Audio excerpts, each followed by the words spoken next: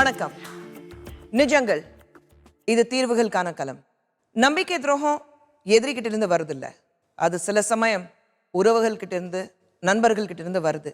நம்ம முகத்துக்கு முன்னாடி உண்மையா இருக்கிறவங்களை விட நம்ம முதுகு பின்னாடி உண்மையா இருக்கிறவங்க காட்டுறது தான் தூய அன்பு. ஆனா போலியான அன்பு கண்டு ஏமாந்து போன 2 பெண்களுடைய கண்ணீர் நிஜங்கள் தான் இன்னைக்கு இந்த நிகழ்ச்சியில பார்க்க போறோம். இரு வெவ்வேறு மதங்களைச் சேர்ந்த இளம் காதலர்கள் பிரியாவும் பிரகாஷும் தங்கள் வீட்டாரின் எதிர்ப்பை மீறி திருமணம் புரிந்து கொண்டனர். இனிமையான 2 வருட திருமண வாழ்க்கைக்கு பிறகு திடீரென பிரகாஷ் மாயமாகி போனார். பிரகாஷ் எங்கே இருக்கிறார் என தெரியாமல் தவித்துக் கொண்டிருக்கிறார் பிரியா. பிரகாஷ் மீண்டும் பிரியாவுடன் ஒன்று சேருவாரா?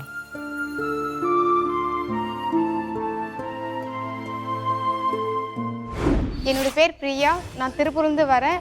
யாருடைய வற்புறுத்தல் இல்லாமல் இந்த நிகழ்ச்சியில் நான் கலந்து வந்திருக்கேன். நான் பேசுவதெல்லாம் நிஜம். பிரியா வாங்க. உங்களுக்கு இப்போ என்ன வயசு? இப்போ வயசு 23. கல்யாணம் எவ்வளவு வருஷம் ஆகுது? 2 வருஷம் ஆகுது.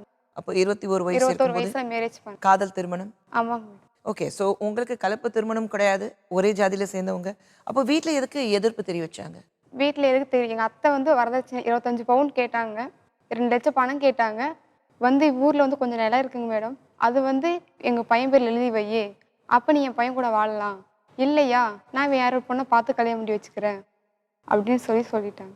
அப்படி சொன்னதுனால உங்க கணவரும் நீங்களும் வெளியே போயிட்டு தனியா ஓடி போய் கல்யாணம் பண்ணிக்கலாம்னு முடிவு பண்ணீங்க? ஓடி போய் கல்யாணம் பண்ணிட்டு திருப்பூர் தான் மேடம் வாழ்ந்தோம். எங்கள் அத்தை ஊர் வந்து வீரபாண்டி வீரவு குப்பாண்டபாளையத்தில் இருக்காங்க. அதே பக்கத்து ஊர் தான் நாங்கள் முருகன்பாளையத்தில் குடியிருந்தோம். அதே வீட்டில் தான் 2 வருஷமும் நாங்கள் ஃபேமிலி நடத்தினோம். ஃபேமிலி நடத்தும் போது அடிக்கடி பிரச்சனை பண்ணாங்க. எப்படின்னா 7 மாதம் கழிச்சு தான் அவரோட என்ன ஜாதி என்ன வயசு அதுக்கப்புறமேட்டு தான் எனக்கு எல்லாமே தெரியும். அதுக்கு முன்னாடி எங்கிட்ட எல்லாமே மறைச்சிட்டாங்க. யார் மறைச்சிட்டாங்க? அத்தை தான் மறைச்சாங்க. என்னங்க? என்னோட அத்தை தான் மறைச்சாங்க. எங்கள் அத்தை இருந்துக்கிட்டு இவர் ஃபோன் பண்ணி அடிக்கடி ப்ராப்ளம் எனக்கு பண்ணிட்டு இருந்தார்.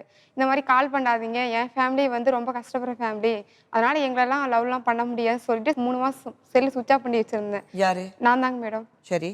செல்லு சுவிட்ச் ஆஃப் பண்ணிட்டு 3 மாதமே எப்படி கால் பண்ண போகிறாருன்னு சொல்லிட்டு 3 மாதம் கழிச்சு 4ஆம் மாதம் ஸ்டார்டிங் ஆகும்போது 4ஆம் மாதம் செல்லு ஓப்பன் பண்ணேன். உடனே கால் வந்துச்சு. அவர் நம்பர்லேருந்து கால் வந்தவங்க அவங்க அம்மா பேசுனாங்க. உங்க கணவர் நம்பர்ல இருந்து உங்க அத்தை பேசுனாங்க? ஆமா. உங்க கணவர் எங்க இருந்தாரு? கணவர் திருப்பூர்ல தாங்க மேடம் இருந்தாங்க. இல்ல உங்க கூட தானே இருந்தாரு? இல்லைங்க மேடம், அப்ப மேரேஜ் பண்றதுக்கு முன்னாடி நான் சொல்லிட்டு இருக்கேன். ஓகே, கல்யாணத்துக்கு முன்னாடி சொல்லிருக்கீங்க. சரி.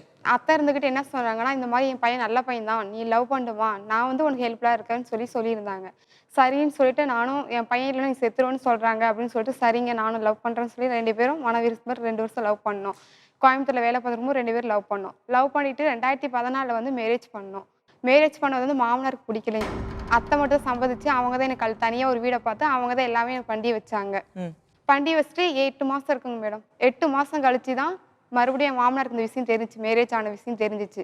இவங்க கூட வாழ பிடிக்க கிடையாது, நீ வந்து 25 பவுன் எடுத்துட்டு வா, 2 லட்சம் பணம் எடுத்துட்டு வா, இல்லை என் பையன் நீ கல்யாணம் பண்ணிக்கலாம் அப்படின்னு சொல்லி என் பையன் கூட வாழலாம்னு சொல்லிட்டாங்க. நான் இருந்துட்டு அவ்வளோ பணம் நான் எங்கெங்க நான் போவேன், எங்கள்கிட்ட அவ்வளோ சொத்தும் கிடையாது. இது உங்க மாமனார் சொன்னாரு? ஆமா. ஆனா கல்யாணத்துக்கு முன்னாடி உங்க அத்தையும் பிரச்சனை பண்ணாங்க? அத்தை கல்யாணம் பண்ண அதுக்கு முன்னாடி பிரச்சனை எல்லாம் பண்ண ரொம்ப ஹெல்ப்ஃபுல்லா இருந்தாங்க மேடம். கல்யாணத்துக்கு அப்புறம் தான் அத்தையும் பிரச்சனை ஆரம்பிச்சாங்க? மாமனாருக்கு பிடிக்கலைங்களா? பையன் சிகப்பா இருக்காங்க, பொண்ணு கருப்பா இருக்காங்க, அதனால கருப்பா இருக்க நீ பதிலா நீ 25 பவுன் எடுத்துட்டு வந்தா நீ என் பையன் கூட வாழ முடியும், இல்ல நீ வாழ முடியாது அப்படின்னு சொல்லிட்டாங்க. சோ மாமனார் அத்தை 2 பேர்கிட்ட இருந்து உங்களுக்கு பிரச்சனை? ஆமாங்க. உங்க வீட்ல உங்க அம்மா ஏன் உங்ககிட்ட பேசல? அம்மா அதுக்கு முன்னாடி நல்லா பேசிட்டு இருந்தாங்க. நீ பையன் வேற விட்டுட்டு போயிட்டாங்க, இவ்வளவு தூரம் நான் உங்களுக்கு எல்லாமே நல்லது பண்ணியும் ஏன் எதுக்காக விட்டுட்டு போனா, நீ அவங்க கூட தானே போன, நீ அவனே பார்த்து உன் லைஃப் பார்த்துக்கோ. கல்யாணம் ஆகி வெளியில போனதுக்கு அப்புறம் சொன்னாங்களா? இப்ப வெளியே 2 மாசத்துக்கு முன்னாடி தான் மேடம் சொன்னாங்க. கல்யாணத்துக்கு முன்னாடி உங்க அத்தை உங்களுக்கு ஹெல்ப்ஃபுல்லா இருந்தாங்க, நான் உங்களுக்கு ஹெல்ப் பண்றேன், உங்களுக்கு உதவியாக இருக்கேன், நீங்க கல்யாணம் பண்ணிக்கிங்க, உங்களுக்கு வீடு பார்த்து தனி வீடு பார்த்து கொடுத்தது உங்க அத்தை தான்? ஆமாங்க மேடம்.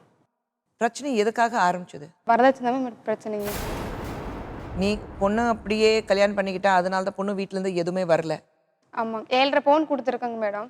7.5 பவுன் கொடுத்தும் இன்னும் நீ 25 பவுன் எனக்கு தரணும், 2 லட்சம் பணம் தரணும் அப்படின்னு சொல்றாங்க.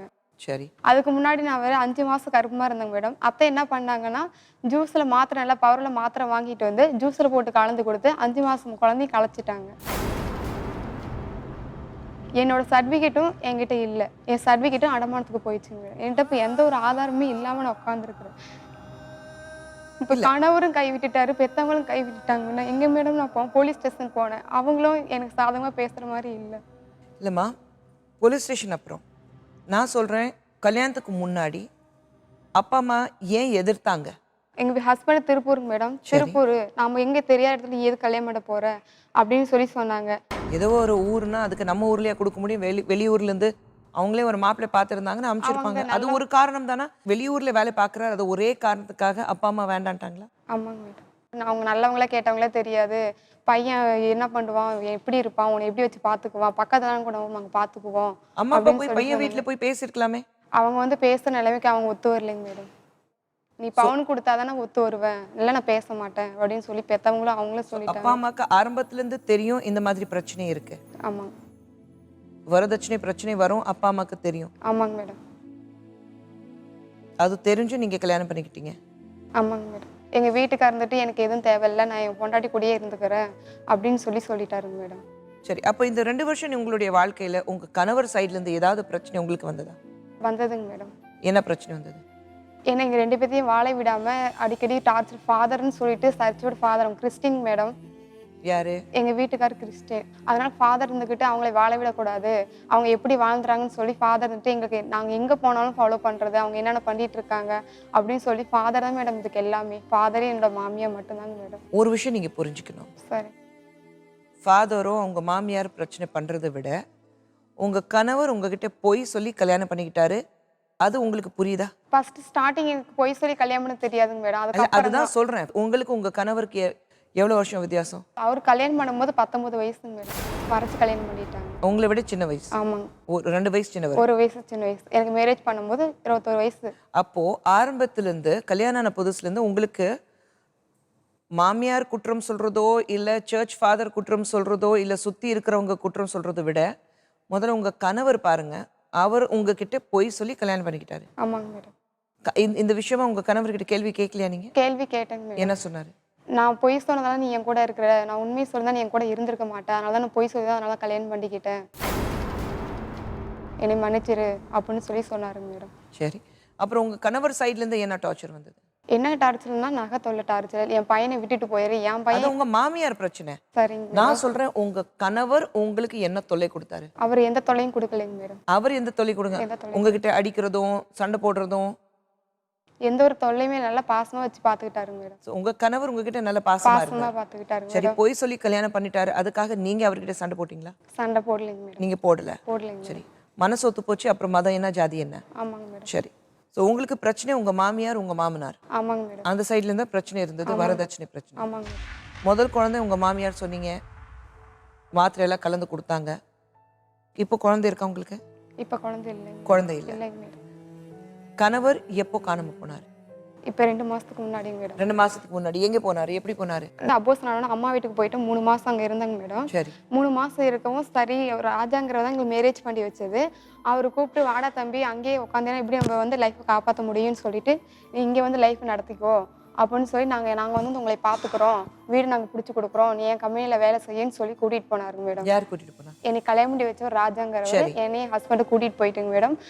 அவர் சொன்ன மாதிரி எங்களுக்கு தனி வீடெலாம் எடுத்து கொடுக்கல மேடம். அவங்க கூடயே எல்லா வேலையும் 24 மணி நேரம் வேலை. காலை சாப்பாடு வந்து மதியத்தை சாப்பிட்டோம், மதிய சாப்பாடு வந்து நைட்டுக்கு சாப்பிட்டோம் 12 மணிக்கு. இந்த மாதிரி நாங்கள் 2 பேரும் இந்த 1 மாசமா சாப்பிட்டு 3 மாதம் அவங்கள்ட்ட இருந்தோம். எங்கள் அத்தை வந்து ராஜாங்கிறவங்கள டீல் பேசியிருக்காங்க மேடம். என்னோட பிள்ளையும் மருமகளையும் பிரித்து கொடுத்தீங்கன்னா உனக்கு நான் 25,000 பணம் தரேன் அப்படின்னு சொல்லி டீல் பேசினாங்க.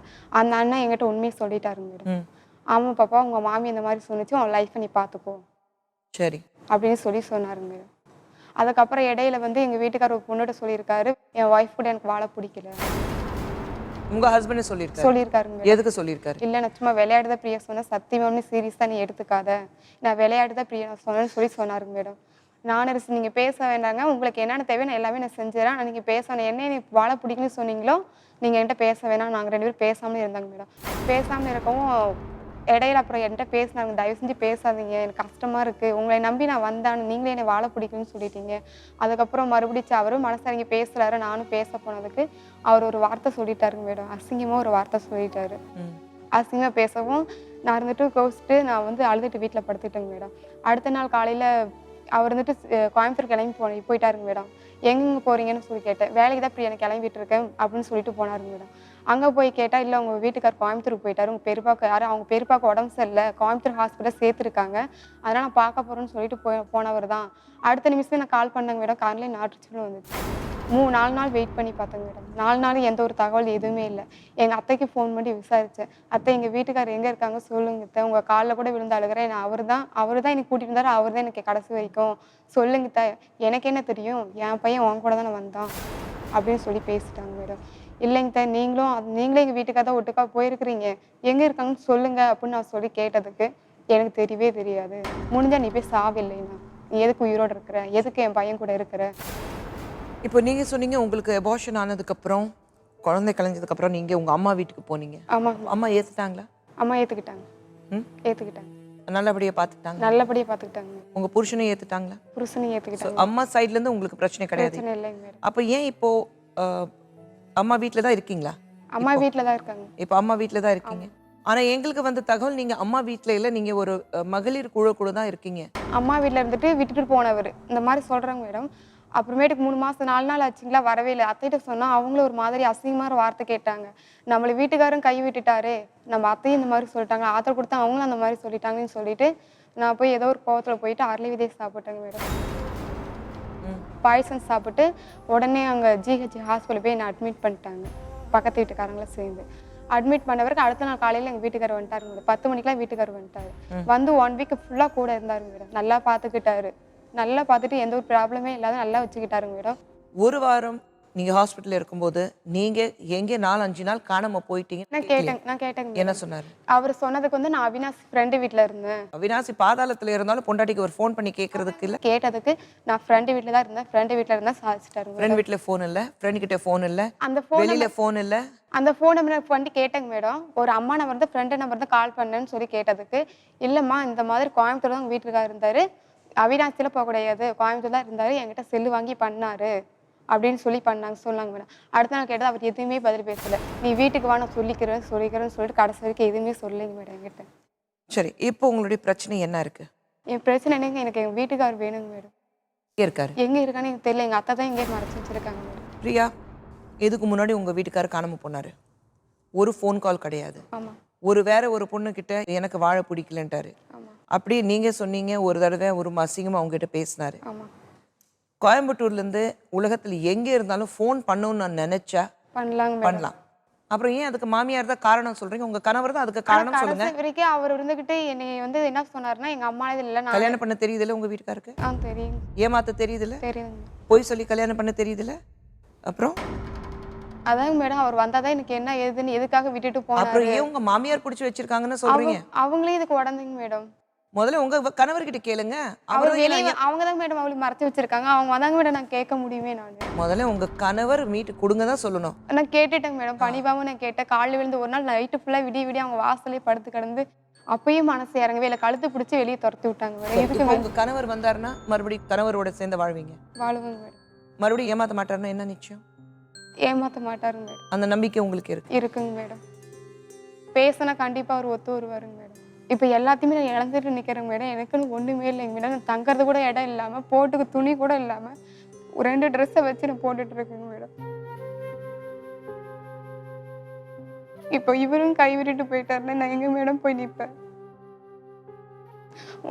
உங்களை நம்பி நான் வந்துட்டேன், அவர் கூட சேர்த்து வச்சுருங்க மேடம். என் மேலே எந்த ஒரு தப்பு, என் மேலே என்ன தப்பு இருக்குன்னு நான் தெரிஞ்சுக்கணும் மேடம், என்னை பொறுத்த வரையும்.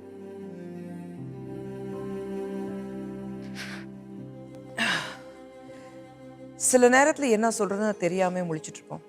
அந்த மாதிரி ஒரு சுச்சுவேஷனில் நான் இருக்கேன். கணவர் மீட் கொடுங்க, கணவர்கிட்ட பேசினா என் கூட வாழ்வாருன்னு சொல்லிட்டு இருக்காங்க.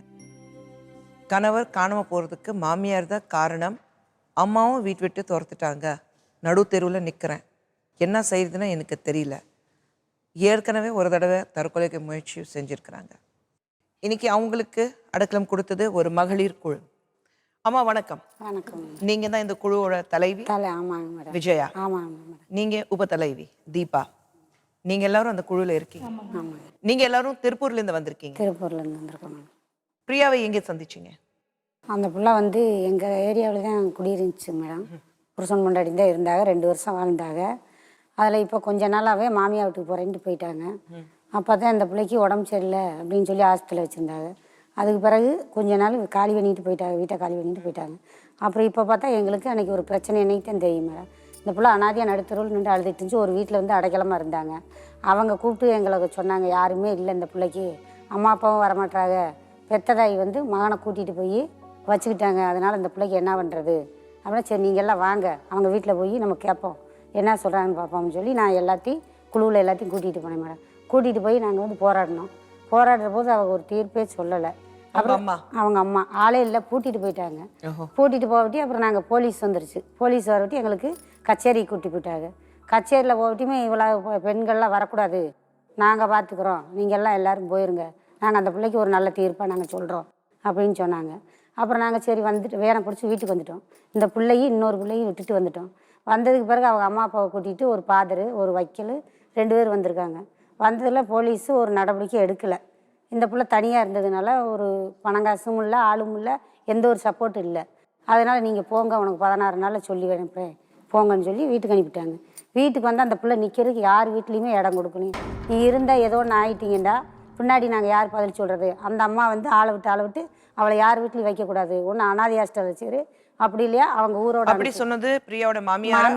மாமியார் உங்கள் வீட்டுக்கு போனக்கு ஒரு சின்ன குழந்தை சொல்லிச்சுங்க, அண்ணன் நேற்றுத்தே அவங்க வீட்டில் இருந்தார், இன்னைக்கு அண்ணனை காணாம் அப்படின்னு சொல்லி ஒரு சின்ன குழந்தை சொல்லிச்சு. முதல் நாள் வரைக்கும் இருந்திருக்காங்க. அவங்க அம்மா தான் மேடம் இவ்வளவுக்கும் காரணம். அவங்க அம்மாவுக்கு என்ன செய்கிறாங்க, காசு வேணால் நாங்கள் கொடுக்க முடியாது, நீயா தேடிக்கிட்ட வாழ்க்கை, அதனால் நாங்கள் எப்படி ஒன்றும் பண்ண முடியாது, ஒன்றும் வந்து இரு, வீட்டோட இரு, அப்படி இல்லையா அவனோட அப்படின்னு அவங்க விட்டுட்டாங்க. இவங்க எங்களுக்கு காசு வேணும் இருந்தால் என்னோட வாழ், இல்லையா நீ எங்கேயோ போ அப்படின்னு இவங்களும் விட்டாங்க. கடைசிக்கு இதுக்கு எப்படி மேடம் தீர்ப்பு? அதான் பிரியா கிட்டே நான் சொல்லிட்டு இருந்தேன், உங்க கணவர் உங்க மாமியாரோட சேர்ந்து உன்னை ஏமாத்திட்டு இருக்காங்க. ஆமாங்க மேடம், இவங்க வீட்டுக்காரர் முழுசா பொய். அதான் இப்போ போய் அப்பவும் வந்து கணவர் தேடி கொடுங்க, கணவர் கூட தான் வாழ்வேன்னா என்ன அர்த்தம்?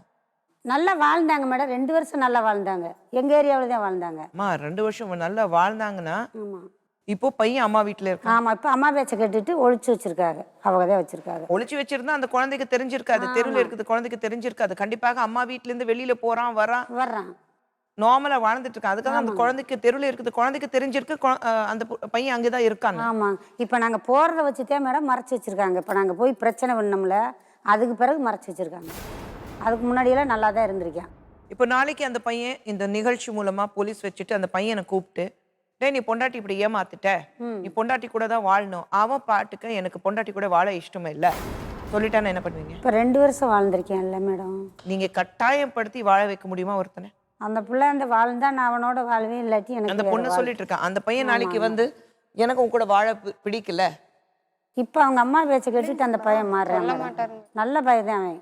அப்போ வெளியில போயிட்டு இருக்கான்ல, அந்த குழந்தை சொல்லுதுல அண்ணா நேத்து வீட்டுல இருந்தாங்க, அதான் அவங்க அம்மா வந்து இப்போ ஃபுல்லா அதுக்கு சப்போர்ட் இல்லம்மா. பையன் வெளியில போயிட்டு இருக்கான், எல்லாருக்கும் தெரியுது அங்கதான் இருக்கான். அப்ப பையன் பொண்டாட்டி கிட்ட வரலாம்ல, அவனுக்கு ஆசையா இருந்தா. நகை பணம் காசு இல்லைங்களா மேடம்? மாமியார் விடுங்க, ஆமாங்க, அந்த பையனோட புத்தி கேட்கிறேன் நான். அவன் புத்திதான் மாறிடுச்சு. இப்போ பணம் காசு விடு, பணம் கொடு அப்படின்னு. அப்பனா அவனுக்கு உங்க கூட வாழ இஷ்டம் இல்லைன்னு தான் அர்த்தம். கோயில கல்யாணம் பண்ணிட்டீங்களா இல்ல ரெஜிஸ்டர்ட் மேரேஜா? சாதாரண ஒரு கோயில்ல கல்யாணம் பண்ணிக்கிட்டேன். யாராவது அதுக்கு சாட்சி இருக்காங்களா? இருக்காங்க, கல்யாணம் பண்ணி வச்சவங்க இருக்காங்க. அவ்வளவுதான். கல்யாணம் பண்ணி வச்சது யாரு? உங்க சொந்த பந்தத்துல யாராவது இருக்காங்களா? சொந்த பத்தம் இல்லைங்க மேடம், ராஜாங்கிறவரை எங்களுக்கு கல்யாணம் பண்ணி வச்சாங்க. அவர் தான் உங்களை 2 பேரும் பிரிக்கணும்னா அவங்க அம்மா காசு கொடுத்தாங்கன்னா அதுவும் உளறிட்டாரு. அப்புறம் அவர் நம்பி போலாமா?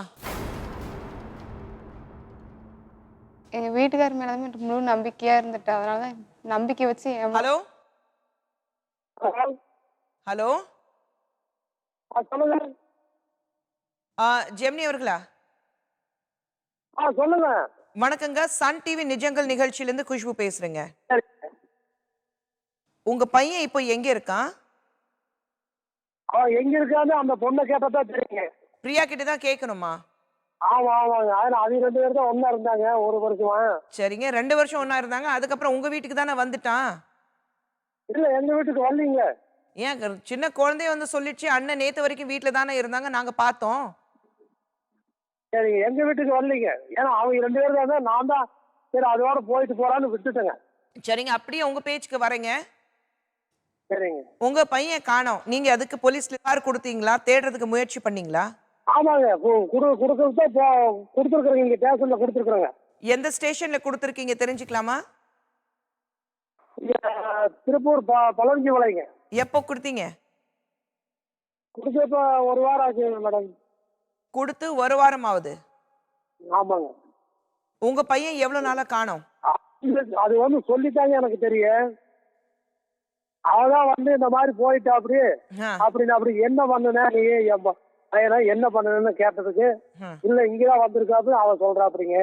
சரிங்க, உங்க தரப்புல பிரியா என்ன சொல்றான்? உங்க தரப்புல நீங்களும் உங்க மனைவி சேர்ந்த 25 பவுண்ட் நகை கொண்டு வா, 2 லட்சம் பணம் கொண்டு வா, நிலத்தை எங்க பேர்ல மாத்தி கொடு, அப்பதான் நீ சேர்ந்து வாழ முடியும் அப்படின்னு ஒரு நிபந்தனை கொடுத்தீங்களா? அப்படியெல்லாம் நாங்க இதுவரை கேட்கவும் இல்லைங்க. அப்படி அங்க இங்க ஸ்டேஷன்லயே அதையவே கேட்டதுக்கு இல்லைன்னு சொன்னா அப்படிங்களா? பிரியா, நீங்க ஏதாவது பேச விரும்புறீங்களா? இல்லைங்க, திருப்பூர் ஸ்டேஷன்லயே அதை வச்சே கேட்டதுக்கு இன்ஸ்பெக்டராமா அதை வச்சே கேட்டதுக்கு இல்ல அப்படின்னு சொன்னா அப்படிங்களா? இல்ல அவர்கிட்ட அவங்கள்ட்ட நான் பேசுறேன். நீங்க பேசுங்க, நீங்க என்னமோ கேளுங்க, உங்க புருஷன் எங்கன்னு கேளுங்க. ஹலோ ஹலோ, நான் பிரியா பேசுறேன். ஹலோ, பிரியா பேசுறேன் சொன்ன உடனே லைன் கட் பண்ணிடுறாங்க. பின்னாடில இருந்து அவங்க மனைவி பேசிட்டு இருக்காங்க, அந்த குரல் மட்டும் தான் கேக்குது. மேடம் ஒரு நிமிஷம் மேடம். நாங்கள் வந்து குழு மூலியமா போயிட்டு போலீஸ் ஸ்டேஷன் போகாத முன்னாடி 3 வாரத்துக்கு முன்னாடி நான் போய் எங்கள் அத்தைகிட்ட கேட்டதுக்கு அவங்க சண்டை கட்டினாங்க. என் பையனை நீ தான் மறைச்சி வச்சிருப்போம், அவங்க கூட தான் வந்தான், என்ன கேட்குற அப்படின்னு சொல்லியிருந்தாங்க மேடம். அப்படி சரி, பெத்தவங்க பையனை காணும் நானும் சொல்லிட்டேன், அவங்களுக்கும் தெரியலைங்க மேடம். உடனே அவங்க என்ன பண்ணியிருக்கணும், நான் சொன்ன அன்னைக்கே போயிட்டு அவங்க போய் போலீஸ் என் மேலே கம்ப்ளைண்ட் பண்ணியிருக்குங்க மேடம். அப்படி அந்த எந்த ஒரு நடவடிக்கையும் எடுக்கவே இல்லைங்க மேடம். 3 வாரம் கழிச்சு மறுபடியும் மகளிர் குழு கட்சி மூலம் எல்லாம் கூட்டிகிட்டு போயிட்டு அவங்க வீட்டில் போயிட்டு எல்லாம் கேட்டதுக்கு நாங்கள் கேட்க போகிறதுக்கு முன்னாடி யாரையும் சொல்லிட்டாங்க, மீடியா எல்லாம் வந்துட்டாங்க மேடம். கதவை லாக் பண்ணிட்டு எங்கேயோ போயிட்டாங்க. மறுபடியும் போலீஸ்க்கு வந்து கூட்டிகிட்டு போயிட்டாங்க, தர்ணா பண்டவும் வந்து கூட்டிகிட்டு போயிட்டு அதுக்கப்புறம் வந்து என் பையன் எங்கே போனான்னு தெரியாது. அதுக்கப்புறம் நான் கம்ப்ளைண்ட் கொடுத்த பிறகு தான் மேடம் அவங்க கொடுத்தாங்க. இந்த நிகழ்ச்சி மூலமா உங்க கணவருக்கு ஏதாவது சொல்ல விரும்புறீங்களா? எனக்கு ஏற்பட்ட மாதிரி எந்த பொண்ணுக்கு ஏற்படக்கூடாது. அவரை நம்பி நான் முழுமையாக நம்பினேங்க மேடம். இன்னைக்கு அவரும் கைவிட்டுட்டு போயிட்டாருங்கிற நினைச்சு பார்த்தா ரொம்ப கஷ்டமா இருக்கு. இப்போ நான் எங்கே போகிறதுன்னு தெரியாமல் நான் நின்றுட்டு இருக்கிறேன். அதனால நான் அவர் கூட எங்கே இருந்தாலும் இந்த நிகழ்ச்சி அவர் பார்த்தாரு கூட என் கூட வந்து வாழணும் மேடம் நான் விருப்பப்படுறேன். எல்லாத்தையுமே இழந்துட்டு என் குழந்தையும் இழந்துட்டு அவரையும் நம்பியும் கதையும் கடந்து கடைசியில் அவர் சொன்ன வார்த்தைக்காக இன்னமும் நான் நம்பிட்டு இருக்கிறேன். எப்படி இருந்தாலும் நான் வந்துடுவேன்னு சொன்ன ஒரு வார்த்தைக்காக இன்னமும் நம்பிட்டு இருக்க ஒரு கதை மேடம். இவ்வளோ தூரம் வந்து நான் போராடிட்டு இருக்கேன். அப்பாவும் வேர்த்து நீங்களும் கணவரும் கைவிட்டு வேற பொண்ணு எந்த ஒரு பொண்ணா இருந்தால் கண்டிப்பாலுமே அவர் செத்துருப்பாங்க மேடம். நான் இந்த நிலைமைக்கு நான் வேணும், என் கணவர் மேலே எந்த ஒரு தப்பும் இருக்காது, மறுபடியும் என் தேடி வருவாருங்க ஒரு நம்பிக்கையோட அந்த இடத்துல வந்து நான் போராடிட்டு இருக்கேங்க மேடம். இந்த நிகழ்ச்சி மூலமா பிரகாஷ்க்கு ஒரு விஷயம் சொல்ல விரும்புறேன். ஒரு பொண்ணு முழுசா உங்களை நம்பி வந்திருக்கா. நீங்க ஏதாவது பிரச்சனையில இல்லைன்னா கஷ்டத்துல மாட்டிருக்கீங்கன்னா பக்கத்துல இருக்கிறவங்க யாரோட உதவி கேட்டுட்டு வெளியில வாங்க. உங்க மனைவி போய் பாருங்க. ஒருவேளை அம்மாவோட சேர்ந்து அப்பாவோட சேர்ந்து அவங்க சொல்றது தான் சரி, இந்த பொண்ணு பணத்தோட வந்தாதான் சேர்ந்து வாழவேன் அப்படி நீங்க நினைக்கிறதா இருந்தா ஒரே ஒரு முறை இந்த பொண்ணோட நிலைமை நினைச்சு பாருங்க. வெளியே வாங்க, உங்க மனைவி கிட்ட பேசுங்க, பிரச்சனை தீர்க்க வைங்க. ஆனா இந்த நிகழ்ச்சி மூலமா உங்க அம்மா, உங்க அண்ணன், உங்க தம்பிக்கும் ஒரு விஷயம் சொல்ல விரும்புறேன். பொண்ணு காதலிச்சு வெளியில போனா ஒரு கஷ்டத்துல இருக்கும்போது நீங்க தான் அவளுக்கு பக்கபலமா இருந்துட்டு நாங்க இருக்கோம்னு தைரியம் கொடுக்கணும்.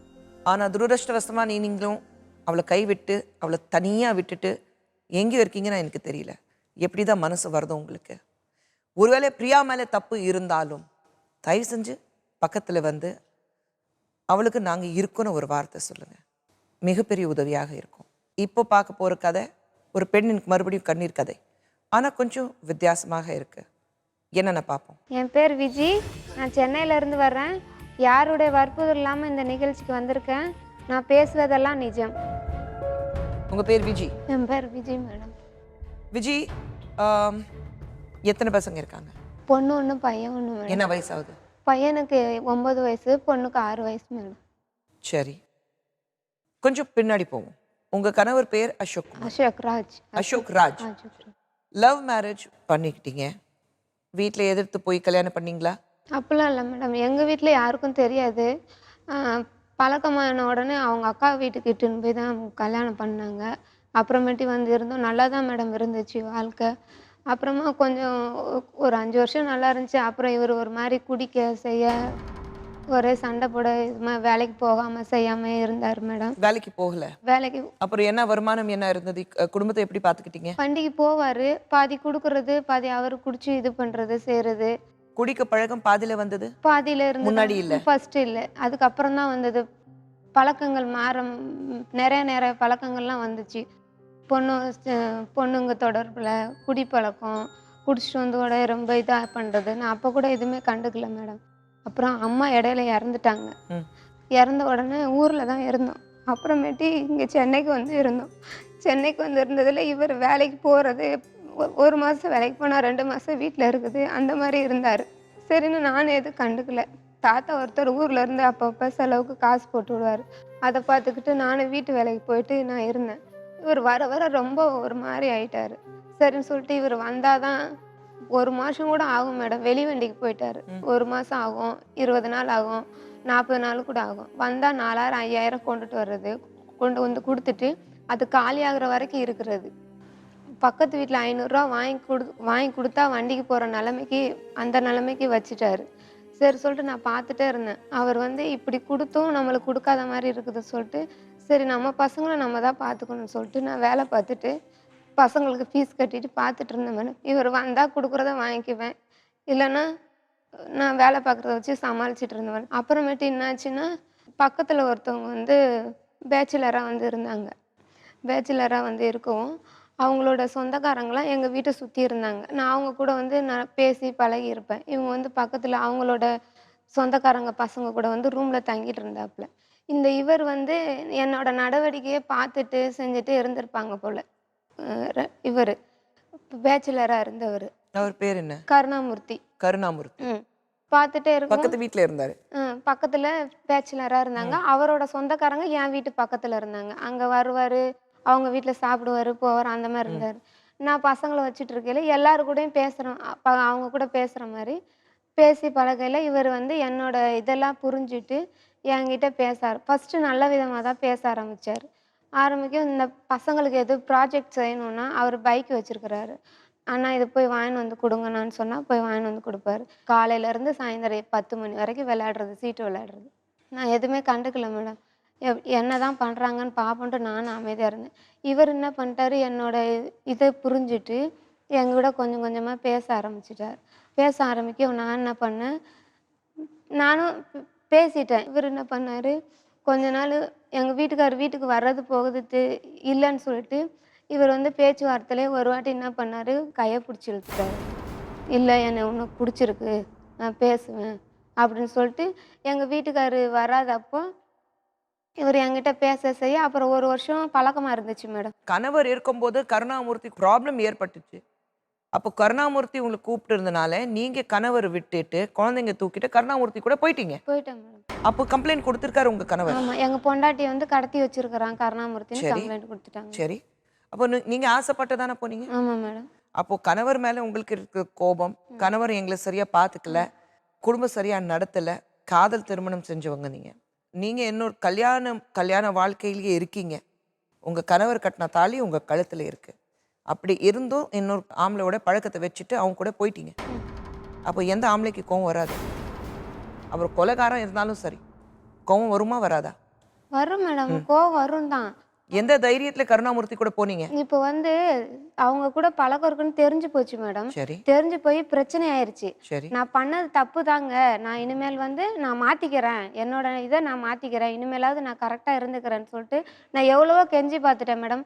அதோட அவங்க விடல, ஒரே அதை சொல்லி சொல்லி காட்டுறது, அவன்கிட்ட போயிட்டு பணம் வாங்கிட்டு வான்றது, சூடு வைக்கிறது, என் மேல குடிச்சிட்டு வந்து ரொம்ப டார்ச்சர் தாங்க முடியல மேடம். ஏன்னா போலீஸ் ஸ்டேஷன்ல உங்க கணவர் ஒரு கட்டாயத்துல கையெழுத்து போட்டு கொடுத்துட்டாரு, எனக்கு என் மனைவிக்கு எந்த சம்மந்தமும் கிடையாது. அது எப்போ? அது வந்து இப்போ 1.5 வருஷம் ஆச்சு மேடம். நீங்க எத்தனை வருஷமா கருணாமூர்த்தி கூட வாழ்ந்துட்டு இருக்கீங்க? 1.5 வருஷமா. 1.5 வருஷம். 1.5 வருஷம். சட்டப்படியாக கணவர்கிட்ட இருந்து விவாகரத்து வாங்கிட்டீங்களா? அந்த ஸ்டேஷன்ல இருந்து எழுதி கொடுத்தது தான் மேடம். அவ்வளவுதான். சட்டப்படி விவாகரத்து வாங்கல மேடம். நீங்க கருணாமூர்த்தி கூட வாழும்போது 1.5 வருஷம் கருணாமூர்த்தி உங்களை நல்லபடியா நல்லா பாத்துக்கிட்டாரு மேடம்.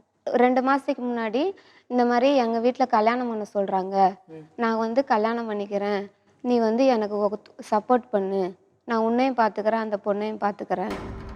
நீ மனசு வச்சா நீ செய்யலாம். எங்கள் அப்பா அம்மா அது என்ன பை ஒன் கெட் ஒன் ஃப்ரீயா? என்ன மேடம்?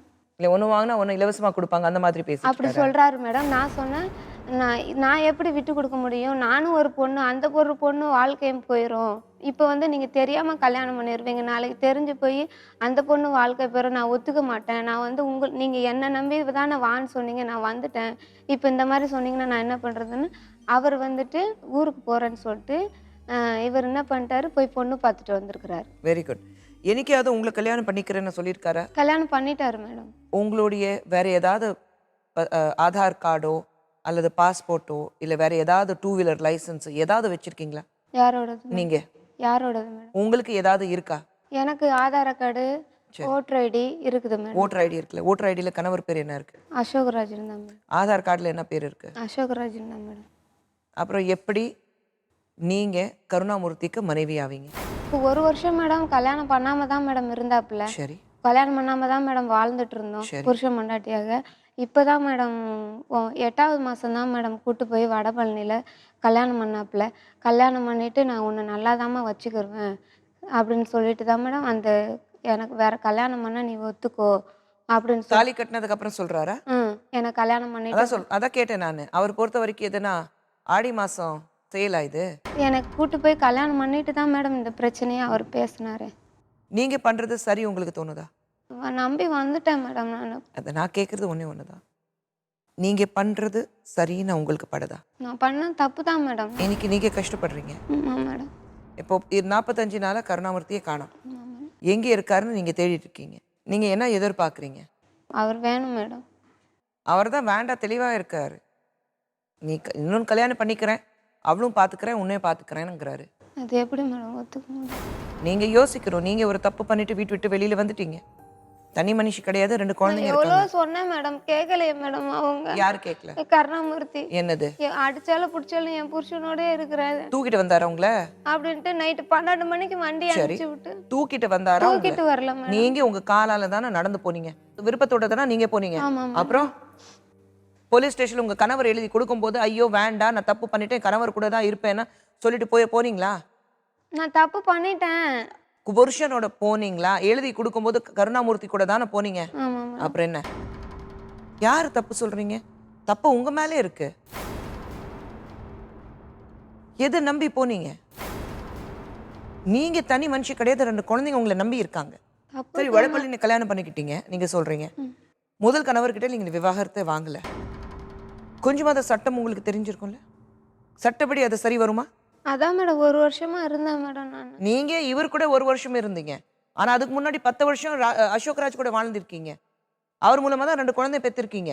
கருணாமூர்த்தி உங்க பசங்களுக்கு அப்பா. கருணாமூர்த்தி கூட 1 வருஷம் வாழ்ந்துட்டுன்னு அதை நீங்க சொல்லிட்டு இருக்கீங்க.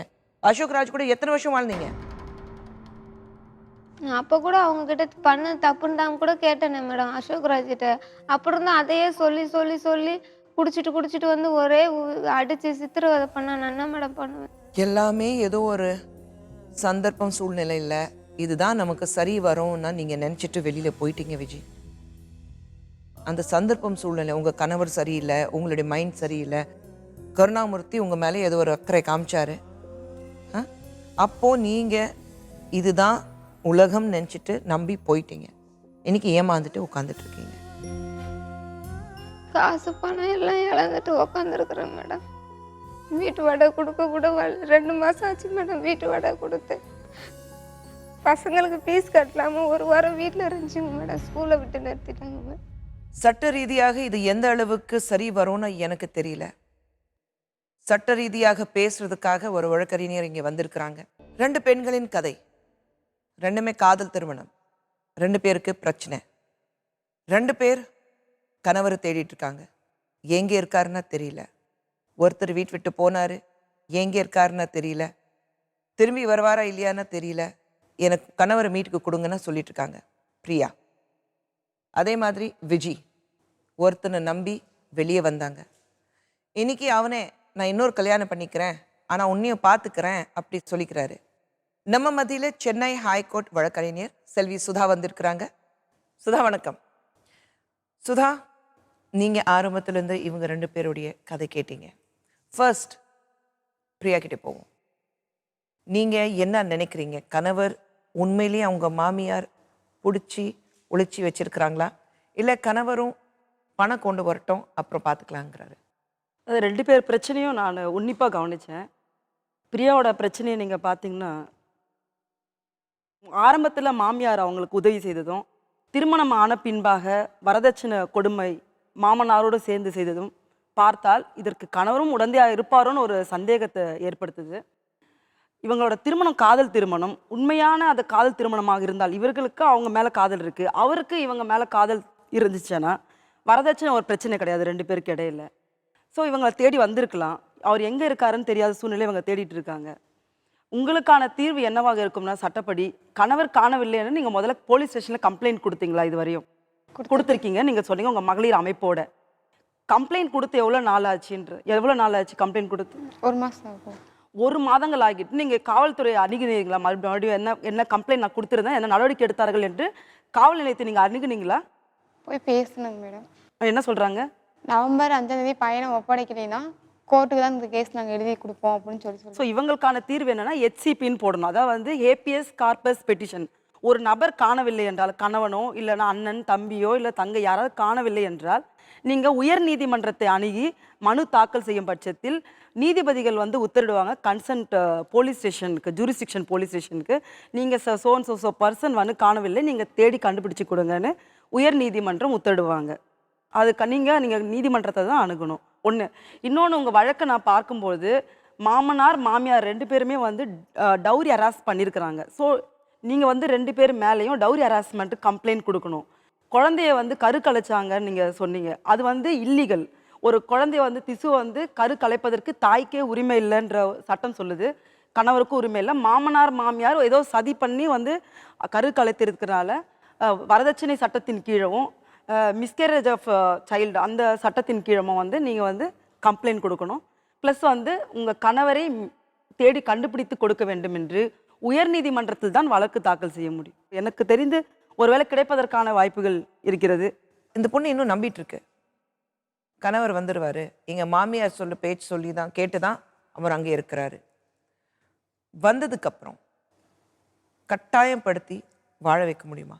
கணவனும் மனைவியும் கட்டாயப்படுத்தி யாராலும் வாழ வைக்க முடியாது. 2 மனங்கள் இணைந்தால் தான் திருமணம் என்பது வந்து நிறைவேறும். அது கட்டாயப்படுத்தி வாழ முடியாது. பட் வந்து ஒரு ஒரு அந்த அந்த நபருக்கு கூட ஒரு கம்பல்ஷன் இருந்திருக்கலாம். ஃபேமிலியில் அம்மா அப்பா கூட த்ரெட்டன் பண்ணியிருக்கலாம்.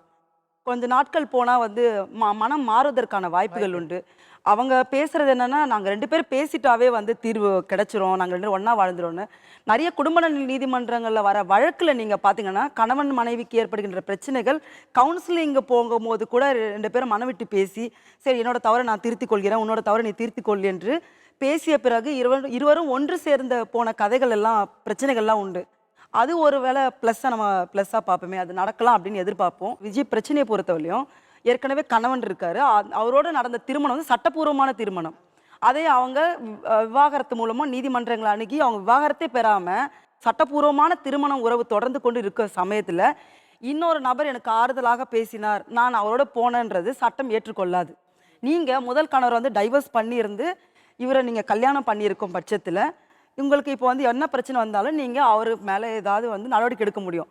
ஆனால் இன்னைக்கு இருக்க சூழ்நிலைக்கு திருமணம் ஏற்கனவே எக்ஸிஸ்டிங் இருக்கும்போது நான் போய் வடபழனியில் கல்யாணம் பண்ணிக்கிட்டேன் அப்படின்போது அந்த திருமணம் செல்லாது. ஆனால் அந்த நபர் வந்து திருமணம் ஆகாத நபர் உங்களை திருமணம் செய்து கொள்வேன் என்று மன ரீதியாக உங்களை ஏமாற்றியிருக்கிறார், உடல் ரீதியாக உங்களை அனுபவித்திருக்கிறார். அதன் பொறுத்து நீங்கள் காவல் நிலையத்தில் கம்ப்ளைண்ட் தான் கொடுக்க முடியுமே தவிர, என்னை சீட் பண்ணிட்டாரு, திருமணம் செய்து கொள்கிறேன்னு சீட் பண்ணிட்டாருன்னு கம்ப்ளைண்ட் தர முடியுமே தவிர நீங்கள் அவரோட சேர்ந்து வாழ முடியும்னு சட்டப்பூர்வமாக கேட்க முடியாது. நீங்கள் பேசும்போது எனக்கே மனசு ரொம்ப கஷ்டமானது. 1 வாரமாக குழந்தைங்க ஸ்கூல் போகலன்னு.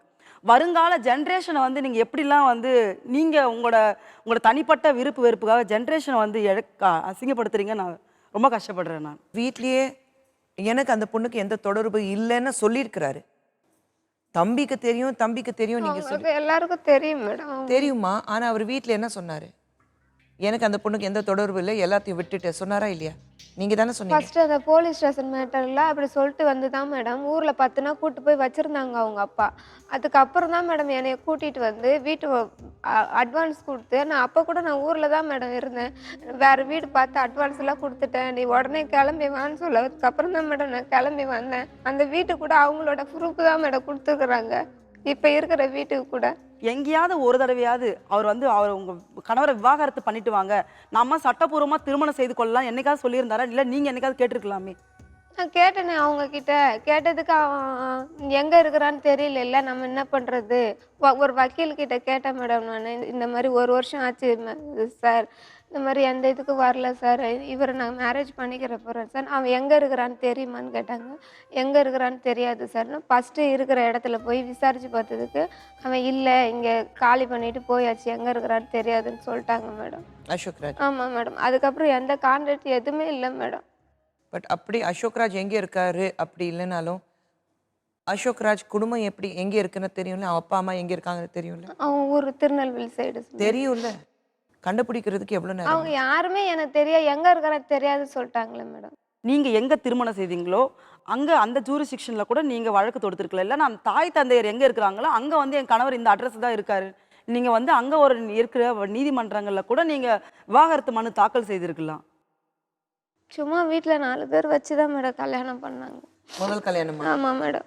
அவங்க அக்கா அவங்க வச்சு தான் மேடம். இந்து மேரேஜை பொறுத்தவரை நீங்கள் சீர்திருத்த திருமணம் போல் 2 பேருக்கு முன்னாடி கூட நீங்கள் கார்லாண்ட் வந்து மாலையை வந்து மாற்றிக்கலாம். அந்த திருமணம் வந்து செல்லும். அதன் மூலமாக உங்களுக்கு 2 குழந்தை கூட பிறந்திருக்கிறாங்க.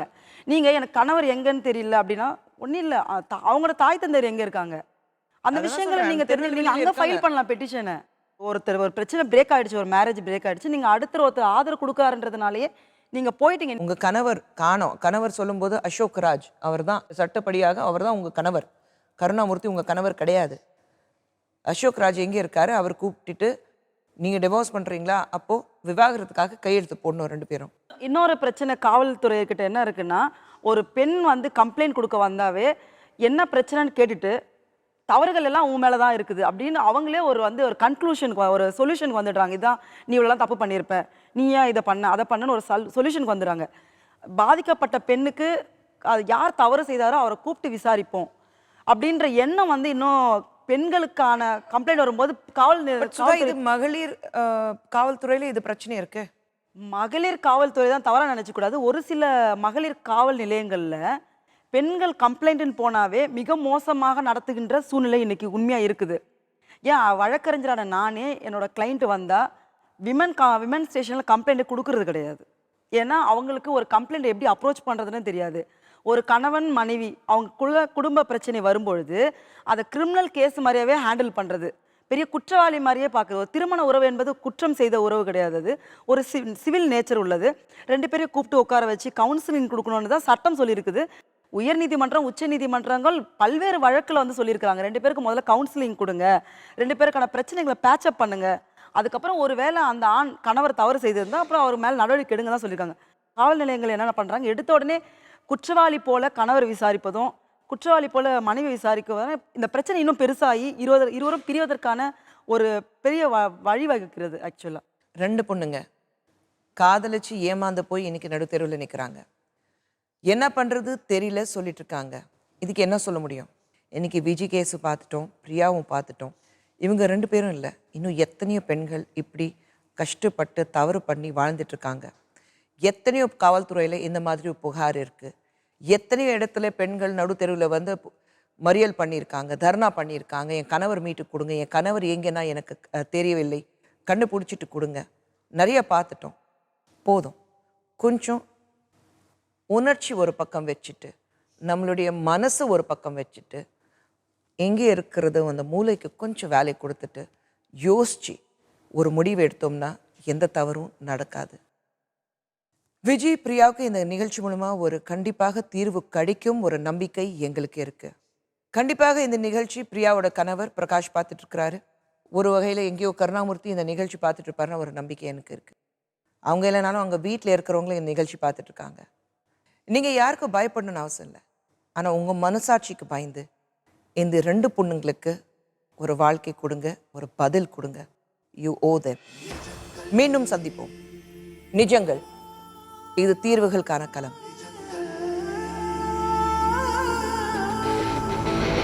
நிஜத்தை சுற்றி